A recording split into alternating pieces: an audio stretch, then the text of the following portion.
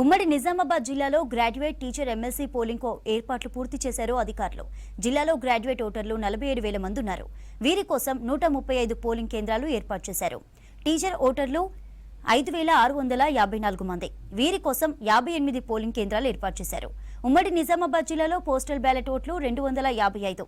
MLC ఎన్నికల్లో విధులు నిర్వహిస్తున్న 255 మంది కోసం పోస్టల్ బ్యాలెట్ అవకాశాన్ని కల్పించారు. దీనిపై మరిన్ని డీటెయిల్స్ రజనీకాంత్ అందిస్తారు.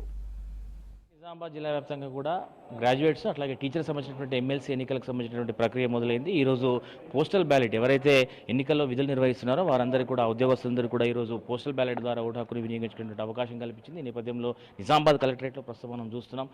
ఉమ్మడి జిల్లా వ్యాప్తంగా మనం చూసుకుంటే నిజామాబాద్ కామారెడ్డి జిల్లాలకు సంబంధించి ఇటు పట్టభద్రులు అటు ఉపాధ్యాయులకు సంబంధించినటువంటి పోలింగ్ ప్రక్రియ కోసం ఈ నెల 27న జరిగేటువంటి పోలింగ్ ప్రక్రియ కోసం ఇప్పటికీ అధికారులు పూర్తి స్థాయిలో ఏర్పాట్లు పూర్తి చేశారు. ఉమ్మడి జిల్లా వ్యాప్తంగా కూడా దాదాపు 47,010 మంది గ్రాడ్యుయేట్స్ తమ ఓటు హక్కును వినియోగించుకున్నారు. ఇక టీచర్కి సంబంధించి 5,654 మంది టీచర్లు తమ ఓటు హక్కును వినియోగించుకున్నారు. దీనికి సంబంధించినటువంటి ఏర్పాట్లు పోలింగ్ ప్రక్రియకు సంబంధించిన ఏర్పాట్లు ఇప్పటికే జిల్లా వ్యాప్తంగా ఉమ్మడి జిల్లా వ్యాప్తంగా కూడా కొనసాగుతున్నాయి. ఇటు ఉమ్మడి జిల్లా వ్యాప్తంగా కూడా దాదాపు మనం చూసుకుంటే పట్టభద్రులకు సంబంధించి గ్రాడ్యుయేట్స్ సంబంధించి 47,010 మంది గ్రాడ్యుయేట్స్ అట్లాగే టీచర్స్ 5,654 మంది టీచర్లు తమ ఓటు హక్కును ఈ ఎన్నికల్లో వినియోగించుకోబోతున్నారు. ఇక వీరి కోసం ఇప్పటికే నిజామాబాద్ జిల్లా వ్యాప్తంగా దాదాపు 81 పోలింగ్ కేంద్రాలు ఇటు టీచర్స్ అట్లాగే గ్రాడ్యుయేట్స్కి సంబంధించినటువంటి ఓటర్ల కోసం దాదాపు 81 పోలింగ్ కేంద్రాలని అధికారులు ఏర్పాటు చేశారు. ఇక జిల్లా వ్యాప్తంగా కూడా ఉమ్మడి జిల్లా వ్యాప్తంగా కూడా మనం ఒకసారి పోస్టల్ బ్యాలెట్ సంబంధించినటువంటి ఓట్ల సంఖ్య చూస్తే 255 మంది ఉద్యోగస్తులు ఈ ఎన్నికల్లో విధులు నిర్వహిస్తున్నారు. వారందరికీ కూడా ఈరోజు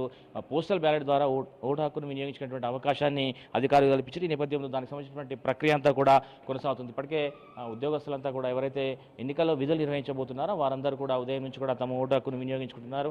నిజామాబాద్ కలెక్టరేట్లో ఏర్పాటు చేసినటువంటి పోలింగ్ స్టేషన్కు క్యూ లైన్లో వచ్చేటువంటి ఓటర్లంతా కూడా వీరంతా కూడా ఉద్యోగస్తులు వీరంతా కూడా ఓటు హక్కును వినియోగించుకుంటున్నారు. మొదటగా వారికి సంబంధించినటువంటి ఐడి కార్డులు అట్లాగే ఓటర్ ఐడీలు తీసుకొని వచ్చి ఈ యొక్క ఓటు హక్కును వినియోగించుకునేటువంటి ప్రక్రియ కొనసాగుతుంది.